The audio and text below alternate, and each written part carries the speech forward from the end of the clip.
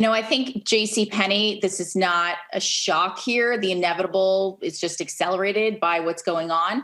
I think JCPenney perhaps exists in a much smaller format, maybe 150 stores, something like that. But you know what? I think for the department store space in general, that's, what we're going to see going forward. Maybe Macy's looks like 200, not 600, and down the line here. So of course, those are the all important anchors for the malls.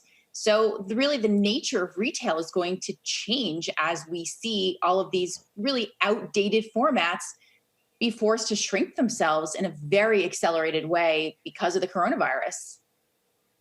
And it's not just the department stores. I would imagine the brands that are prominent in those stores that you mentioned, maybe the Ralph Laurens, maybe Levi's, maybe others, they could also be hit here, and we need to be careful. Well, that's the important thing, is that you still think about all these brands, the PVH brands, Ralph Lauren, Under Armour that reported the other day. All of these big brands have huge exposure to the wholesale channel, the department store space, or even a Kohl's. So if you think about that and think about these guys maybe have 40% of their business inside of these doors, and these doors just disappear in a 6-month period, you can't transition to DTC or direct, whether that's your own stores or online, fast enough. So what's going to happen is all of these brands that have worked so hard over the last 5 years to get out of the off-price channel are going to run back into the off-price channel to get rid of inventory, which is incredibly damaging to these brands. And when I hear that, I think about the stores that buy up all that inventory from failing retailers, stores like TJ Maxx. I got to imagine that when we return to stores again, which we will at some point, this is going to be like a lottery win for TJX and Ross stores.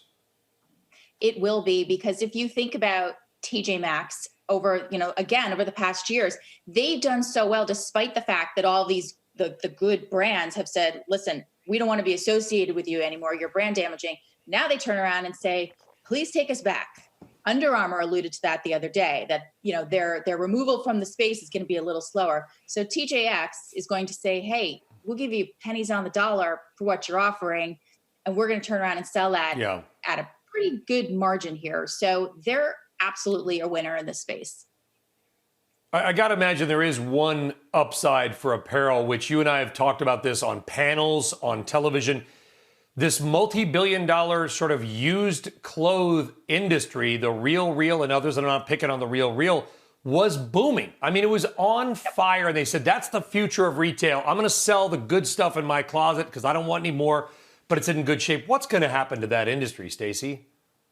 Well, that's a big question mark here, because if you think about anything, what I call the intimate purchase, whether that's apparel or handbags, or someone's used something before, all you think of is germs.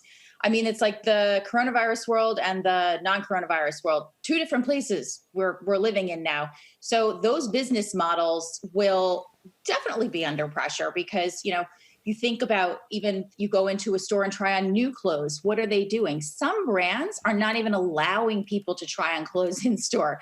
Others are putting the clothes in the back room for 48 hours. Once you try it on, I don't know, to shake off the germs. So you think about that. You think about that message, and then the consumer thinks about the secondhand market. That's just a non-starter, I think, for so many consumers right now.